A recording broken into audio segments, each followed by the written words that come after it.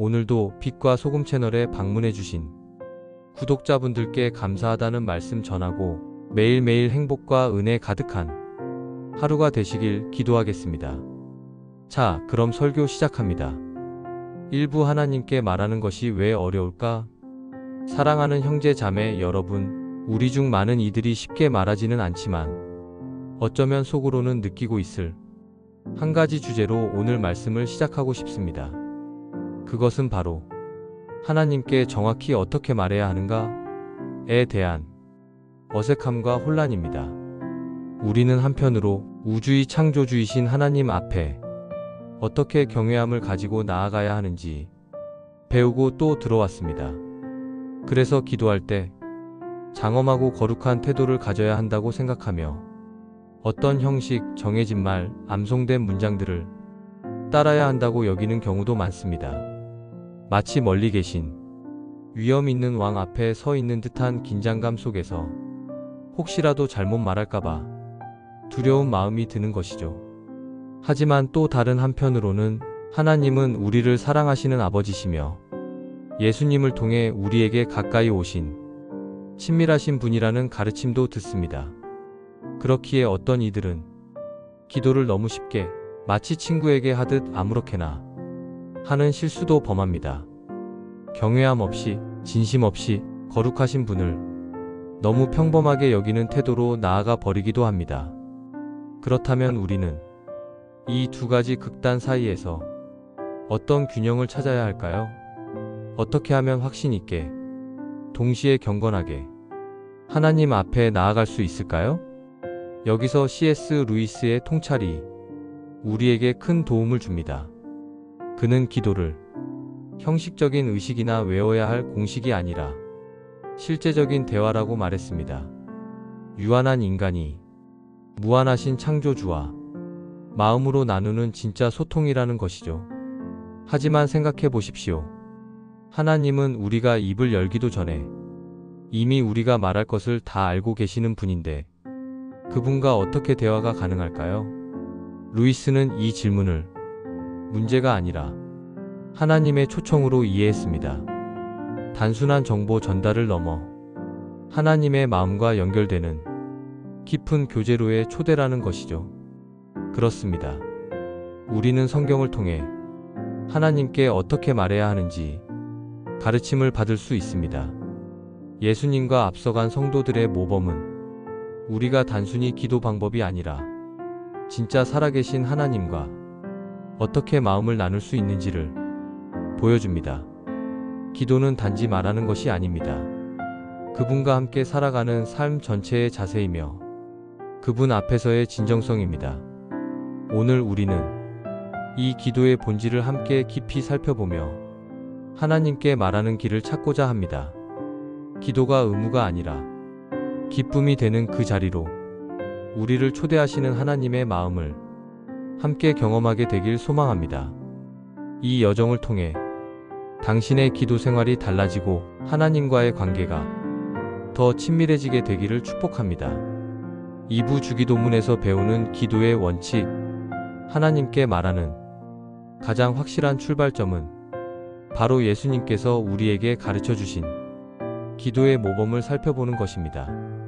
제자들이 예수님께 주여, 우리에게 기도하는 법을 가르쳐 주소서라고 요청했을 때 예수님은 기도에 대한 복잡한 이론이나 철학을 설명하신 것이 아니라 우리가 잘 아는 주기도문을 주셨습니다. 이 기도는 마태복음 6장 9절에서 13절, 누가복음 11장 2절에서 4절에 기록되어 있습니다. 예수님은 이 기도를 그냥 외우라고 주신 것이 아닙니다. 기계적으로 반복하라고 하신 것도 아닙니다. 오히려 우리가 하나님께 어떻게 다가가야 하는지, 그 마음의 중심에 어떤 태도가 있어야 하는지를 보여주는 기도의 구조와 원칙입니다. 기도는 이렇게 시작합니다. 하늘에 계신 우리 아버지여, 이름이 거룩히 여김을 받으시오며 나라가 임하시오며 뜻이 하늘에서 이루어진 것 같이 땅에서도 이루어지이다. 이 첫 구절은 어떤 부탁이나 요청도 아닙니다. 그저 하나님께 경배를 드리며 그분의 이름과 뜻과 나라가 이 땅 위에 이루어지기를 먼저 고백하는 것입니다. C.S. 루이스 역시 이 첫 시작의 중요성을 강조했을 것입니다. 우리의 욕망이나 필요가 아니라 하나님 중심으로 기도를 시작하는 것이 진정한 신앙의 태도라는 것이죠. 그리고 나서 간구가 이어집니다. 오늘 우리에게 일용할 양식을 주시옵고 우리는 날마다 공급하시는 하나님의 자비를 구합니다. 우리가 우리에게 죄 지은 자를 사하여 준 것 같이 우리 죄를 사하여 주시옵고 이것은 용서에 대한 간구입니다. 그리고 동시에 우리가 다른 사람을 용서하려는 태도를 함께 요구합니다. 우리를 시험에 들게 하지 마시옵고 다만 악에서 구하시옵소서. 우리는 유혹과 악으로부터 하나님의 보호를 간구합니다. 많은 전통에서는 이 기도를 이렇게 마무리합니다. 나라와 권세와 영광이 영원히 아버지께 있사옵나이다. 아멘. 이 전체 구조를 보면 경배, 복종, 의존, 고백, 보호 요청이 조화를 이루고 있습니다. 이런 균형 잡힌 기도의 틀은 우리의 기도를 더 풍성하게 만들어줍니다. 성경 전체를 보아도 이런 구조와 태도는 반복됩니다. 시편의 기도들도 다윗의 고백도 예언자들의 부르짖음도 모두 이 균형을 담고 있습니다. 기도는 단지 무언가를 부탁하는 시간이 아닙니다. 기도는 하나님께 나를 맡기고 그분의 뜻에 내 마음을 맞추는 믿음의 연습입니다. 우리는 기도할 때마다 하나님이 누구신지를 다시 바라보고 내가 어떤 존재인지 겸손히 인식하게 됩니다. 3부 기도의 균형, 친밀함과 경외심 사이. 성경을 보면 기도는 언제나 친밀함과 경외심 사이 미묘한 긴장 속에서 이루어집니다. 시편의 기자들은 하나님을 놀라운 가까움으로 부르며 자신의 두려움과 기쁨, 불평과 감사까지 모두 솔직하게 토해냅니다. 주 나의 하나님이여 내가 주께 피하오니. 시편 7편 1절. 여호와여 어느 때까지니이다 나를 영원히 잊으시나이까? 시편 13편 1절. 이렇게 절절한 고백들이 시편 곳곳에 담겨 있지만 이 친밀함은 결코 하나님을 가볍게 대하는 불경함으로 흐르지 않았습니다. 그들은 항상 하나님의 위엄과 거룩하심을 마음에 품고 있었습니다. 예를 들어 이사야는 하나님의 환상을 보았을 때 이렇게 외쳤습니다. 화로다 나여 망하게 되었도다. 나는 입술이 부정한 사람이요 만군의 여호와이신 왕을 보았음이로다. 이사야 6장 5절. 그 깊은 경외심은 자기 죄에 대한 인식으로 이어졌고 그 인식은 다시 하나님 앞에 정결하게 되는 출발점이 되었습니다. 예수님 또한 기도의 균형을 완벽하게 보여주셨습니다. 그분은 하나님을 아빠, 아버지라고 부르며 다정하게 접근하셨지만 겟세마네 동산에서 그분의 기도는 철저한 복종과 경외심으로 가득 차 있었습니다. 나의 원대로 마시옵고 아버지의 원대로 하옵소서. 마태복음 26장 39절. 예수님은 우리에게 친밀함과 경건함 두 가지를 동시에 품고 하나님께 나아가는 길을 가르쳐 주신 것입니다. 또한 예수님은 위선적인 바리새인들의 기도와 겸손한 세리의 기도를 대조하여 보여주셨습니다. 하나님과 진정으로 대화하는 사람은 사람들 앞에서 멋있게 보이려는 사람이 아니라 은밀한 자리에서 하나님만 바라보며 마음을 드리는 사람이라는 것입니다. 너는 기도할 때 골방에 들어가 문을 닫고 은밀한 중에 계신 내 아버지께 기도하라. 마태복음 6장 6절. 우리의 기도는 화려한 말이 아니라 진정한 마음의 고백이어야 합니다. 경외심 없는 친밀함은 가볍고 친밀함 없는 경외심은 딱딱한 형식에 머무를 수 있습니다. 우리는 두 가지를 함께 품고 기도해야 합니다. 사부 기도를 방해하는 네 가지 장벽. 기도가 하나님의 마음과 연결되는 놀라운 통로인 것은 분명하지만 우리가 그 기도를 드릴 때 종종 부딪히는 장벽들이 있습니다. 이 장벽들은 기도의 능력을 약화시키고 심지어 하나님께 불쾌함이 되기도 합니다. 예수님께서는 이런 방해 요소들을 분명하게 경고하셨습니다. 첫 번째 장벽은 공허한 반복입니다. 예수님은 마태복음 6장 7절에서 이렇게 말씀하십니다. 또 기도할 때에 이방인과 같이 중언부언하지 말라. 그들은 말을 많이 하여야 들을 줄 생각하느니라. 중요한 것은 반복 자체가 문제는 아닙니다. 예수님도 겟세마네에서 같은 기도를 여러 번 하셨습니다. 문제는 그 반복이 마음 없는 습관이 되거나 말의 양으로 하나님을 움직일 수 있다고 착각하는 기계적인 태도입니다. C.S. 루이스도 이런 공허한 반복을 마법 같은 주문으로 여기는 잘못된 신앙이라고 비판했습니다. 기도는 공식이 아닙니다. 마음을 다한 진정한 대화여야 합니다. 두 번째 장벽은 영적 교만입니다. 예수님은 누가복음 18장에서 바리새인과 세리의 기도 이야기를 들려주십니다. 바리새인은 하나님 앞에서 자신의 의로움을 자랑하며 자기 기도를 자기 자신에게 하고 있었습니다. 반면 세리는 고개조차 들지 못하고 하나님이여 불쌍히 여기소서 나는 죄인이로소이다 라고 고백했습니다. 예수님은 누가 의롭다 하심을 받았는지 분명히 말씀하셨습니다. 바로 세리였습니다. 기도에서 교만은 하나님과의 소통을 가로막습니다. C.S. 루이스는 이 교만을 하나님과의 관계를 파괴하는 가장 위험한 죄라고까지 말했습니다. 세 번째 장벽은 불성실입니다. 하나님은 겉모습이나 형식적인 언어를 보시지 않습니다. 이 백성이 입으로는 나를 가까이 하며 입술로는 나를 공경하나 그들의 마음은 내게서 멀리 떠났나니. 이사야 29장 13절. 기도에서 우리가 정해진 말을 하고 종교적인 모습을 갖추고 있다 해도 우리 마음이 거기에 없다면 하나님은 그것을 받지 않으십니다. 하나님은 마음을 살피시는 분이십니다. 진짜 마음 없이 말만 드려지는 기도는 그분의 귀에 메아리처럼 헛되게 울립니다. 네 번째 장벽은 믿음의 부족입니다. 우리는 때로 기도를 하면서도 하나님이 정말 듣고 계실까? 응답해 주실까? 라는 의심 속에 머뭅니다. 야고보서 1장 67절은 이렇게 경고합니다. 의심하는 자는 마치 바람에 밀려 요동하는 바다 물결 같으니 이런 사람은 무엇이든지 주께 얻기를 생각하지 말라. 기도하면서도 마음 깊은 곳에서는 하나님이 응답하지 않으실 것이라 믿지 않는다면 그 기도는 진정한 소통이 되지 못합니다.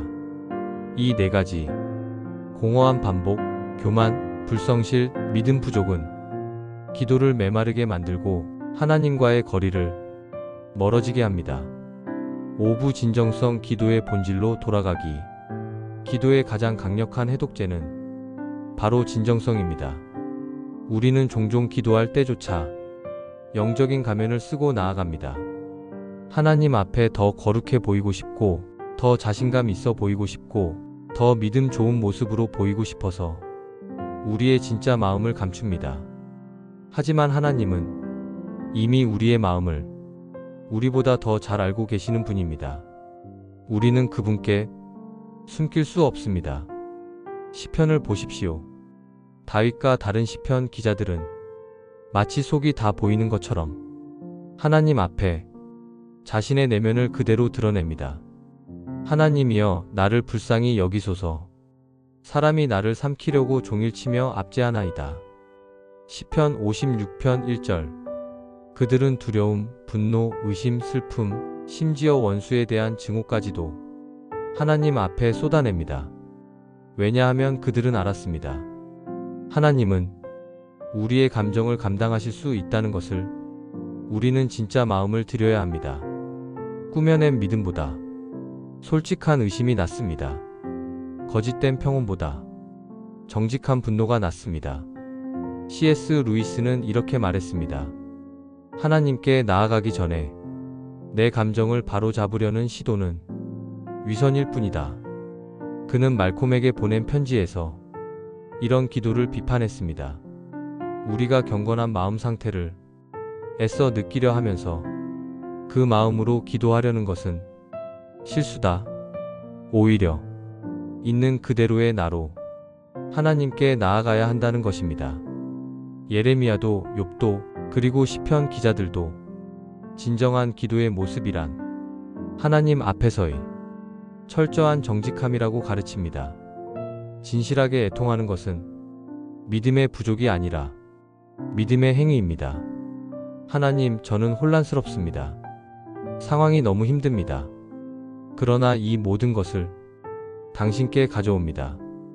이러한 기도는 하나님의 마음을 감동시킵니다.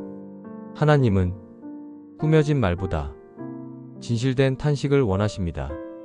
이러한 진정성이 하나님과 우리 사이 진짜 관계를 만들어줍니다. 진정한 변화는 이가면 없는 자리에서 시작됩니다. 육부 친밀함과 경외심 사이의 균형을 회복하라. 기도에서 가장 중요한 핵심 중 하나는 바로 균형입니다. 하나님을 아버지로 부를 만큼 가깝게 여기는 친밀함과 그분 앞에 엎드려 숨조차 쉬기 어려운 경외심 사이의 긴장 말입니다. 이 둘은 모순이 아닙니다. 오히려 함께 가야 할 두 날개입니다. 우리는 종종 이 둘 중 하나에만 집중하게 됩니다. 하나님을 너무 멀게만 느끼거나 반대로 너무 만만하게만 여깁니다. 그러나 진정한 기도는 이 둘 사이를 균형 있게 걸어가는 것입니다. C.S. 루이스는 이 긴장을 다음과 같이 표현했습니다. 그는 이것을 러빙 드레드, 사랑 안에 있는 두려움이라 불렀습니다. 그는 경외심 없이 하나님께 나아가는 것은 무례한 종교라고 경고했습니다. 그러나 동시에 두려움만 있는 신앙은 살아있는 관계가 아니라 죽은 율법이 된다고 말했습니다. 하나님은 거룩하신 분입니다. 천사들도 그 얼굴을 가리고 거룩하다, 거룩하다, 거룩하다고 외치는 분이십니다. 이사야 6장 2-3절. 하지만 그분은 또한 우리를 자녀 삼으시고 아버지라 불러주시며 품에 안아주시는 분이기도 합니다. 예수님은 하나님을 아빠, 아버지에버라고 부르셨습니다. 마가복음 14장 36절. 그리고 그 기도 속에는 두려움 없이 다가서는 친밀함과 전적인 순종과 복종이 함께 있었습니다. 나의 원대로 마시옵고 아버지의 원대로 하옵소서. 마태복음 26장 39절. 이것이 바로 기도의 이상적인 자세입니다. 하나님을 사랑하며 그분의 뜻을 따르려는 어린아이 같은 순수한 신뢰. 하지만 동시에 그분이 누구신지를 잊지 않는 경외하는 마음. 이것이 기도의 본질이며 우리가 반드시 붙들어야 할 균형의 중심입니다. 7부 하나님께 듣는 법을 배우라. 우리는 기도를 대개 내가 하나님께 말하는 시간으로만 생각하는 경향이 있습니다. 하지만 진정한 기도는 쌍방향 대화입니다. 내가 말할 뿐만 아니라 하나님의 응답을 들으려고 하는 자세가 반드시 포함되어야 합니다. 우리는 얼마나 자주 하나님께 많은 말을 쏟아붓고 기도를 마친 뒤 그분의 대답을 들을 생각도 없이 일상으로 돌아가 버리나요? 루이스는 하나님과의 기도를 단방향 독백이 아니라 양방향 만남으로 이해했습니다. 그는 하나님이 우리에게 말씀하실 수 있는 여러 통로를 언급했습니다. 무엇보다 첫 번째는 성경 말씀입니다. 하나님의 가장 확실한 음성은 이미 기록된 말씀 안에 풍성하게 담겨 있습니다. 우리가 고민하거나 결정을 내려야 할 때 말씀 속에서 그 상황에 대해 하나님의 원칙과 마음을 찾으려는 태도가 하나님을 경청하는 자세입니다. 그 다음으로는 성령의 조명입니다. 기도 중에 우리의 생각에 떠오르는 감동이나 인상, 마음속에 느껴지는 부담감이나 확신은 성령께서 주시는 신호일 수 있습니다. 물론 이것들이 단지 감정이 아닌지를 분별하려면 항상 말씀을 기준으로 점검해야 합니다. 하나님은 또한 우리의 상황 속에서 말씀하시고 다른 신실한 사람들을 통해 지혜의 말로 응답하실 수도 있습니다. 그리고 이 모든 응답을 우리가 들으려면 한 가지 훈련이 필요합니다. 그것은 바로 침묵과 기다림입니다.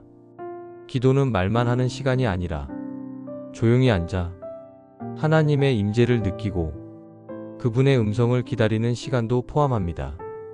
열왕기상 19장에서 엘리야는 바람도 지진도 불도 아닌 세미한 소리 속에서 하나님의 음성을 들었습니다. 우리의 세상은 너무 시끄럽습니다. 내면도 환경도 계속 소음을 만들어냅니다. 하지만 우리는 그 소음을 줄이고 하나님을 듣기 위한 침묵의 훈련을 해야 합니다. 처음에는 어색할 수 있습니다. 기도 시간 중 1분만 조용히 있어도 생각이 산만해지기도 합니다. 그러나 점차 익숙해지면 이 조용한 순간들이 하나님과의 진짜 만남의 자리가 됩니다. 하나님께 이렇게 여쭤보세요. 주님, 오늘 저에게 하시고 싶은 말씀이 있으신가요? 그리고 기다려 보십시오. 생각 속에 떠오르는 말씀, 마음의 방향, 감사의 감정 또는 회개의 감동. 그 모든 것이 하나님의 응답일 수 있습니다. 단 항상 말씀으로 시험하십시오. 하나님은 절대 그분의 말씀에 어긋나는 방식으로 말씀하지 않으십니다. 이처럼 기도는 말하기와 듣기, 조화로 이루어질 때 비로소 대화가 됩니다. 팔부 감사는 기도의 출발점이다. 기도에서 우리가 종종 놓치기 쉬운 중요한 요소가 있습니다. 바로 감사입니다. 바울은 빌립보서 4장 6절에서 이렇게 말합니다. 아무것도 염려하지 말고 다만 모든 일에 기도와 간구로 감사함으로 너희 구할 것을 하나님께 아뢰라. 왜 간구에 앞서 감사함으로 아뢰라고 했을까요? 감사는 하나님을 향한 예의 그 이상입니다. 그것은 기도의 방향을 정리해주는 시작점입니다. 감사를 드리면 우리는 나의 문제에서 하나님의 성품과 능력으로 시선을 옮기게 됩니다. 기도를 시작할 때 우리가 가진 부족함을 말하기에 앞서 하나님이 어떤 분이신지를 기억하며 감사하는 것, 그것은 우리의 믿음을 다시 세우는 과정입니다. 하나님, 저는 여전히 부족하지만 당신은 이전에도 저를 도우셨고 지금도 살아계십니다. 이렇게 말하며 시작하는 기도는 믿음에서 시작됩니다.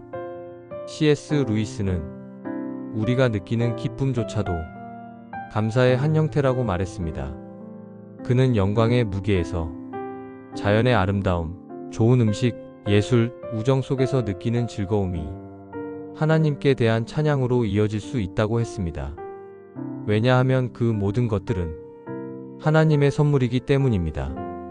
우리가 야고보서 1장 17절처럼 온갖 좋은 은사와 완전한 선물은 위로부터 빛들의 아버지께로부터 내려오나니 라는 고백으로 하루를 바라본다면 감사는 기도의 자연스러운 출발점이 될 것입니다. 욥도 그렇습니다. 모든 것을 잃은 그 순간에 이렇게 고백했습니다. 주시니도 여호와시오, 거두시니도 여호와시니 여호와의 이름이 찬송을 받으실지니이다. 욥기 1장 21절. 감사는 모든 것이 잘 풀릴 때만 드리는 것이 아닙니다. 감사는 고통 속에서도 하나님이 여전히 선하시다는 믿음에서 나옵니다. 사도행전 16장. 바울과 실라가 감옥에 갇혔을 때 그들은 한밤중에 찬양하고 하나님께 기도했습니다.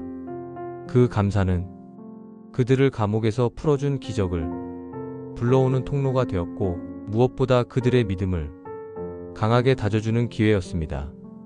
우리의 기도가 하나님께 요구하는 말들로만 가득 차 있다면 그 기도는 점점 무게를 잃게 됩니다. 하지만 그 기도에 감사의 마음이 담기기 시작할 때 그 말들은 진짜 예배가 되고 하나님의 마음을 움직이게 됩니다. 감사는 우리의 시선을 들어 올립니다. 땅의 문제에서 하늘의 하나님을 바라보게 합니다. 그래서 감사는 단지 기도의 한 요소가 아니라 하나님과 대화할 수 있는 마음의 준비 단계입니다. 기도를 시작하기 전에 잠시 멈추어 생각해 보십시오. 오늘 내가 감사할 수 있는 것은 무엇인가? 작은 일이라도 좋습니다. 숨을 쉴 수 있는 것, 오늘 하루가 주어진 것, 누군가 곁에 있는 것, 그 하나하나가 하나님의 선하심을 증거하는 감사의 제목입니다. 마지막으로 이곳이 그 공동체의 시작이 되기를 바랍니다. 지금 이 글을 읽는 당신이 기도의 삶을 새롭게 시작하고 싶다면 댓글에 아멘이라고 써주세요. 그 고백 하나가 당신의 영혼에 불을 붙이고 이 공동체 안에서 함께 성장할 놀라운 시작이 될 수 있습니다. 그리고 어떤 기도 제목이든 함께 나누어 주세요. 우리는 여기 이 자리에 기도의 제단을 함께 쌓으며 서로를 위해 기도하고 하나님의 응답을 함께 경험할 것입니다. 당신의 기도는 헛되지 않습니다. 하나님은 살아계십니다. 그분은 들으시고 응답하시고 우리를 변화시키십니다. 지금 그분께 말하십시오. 그분은 듣고 계십니다. 아멘. 오늘도 시청해 주셔서 감사합니다.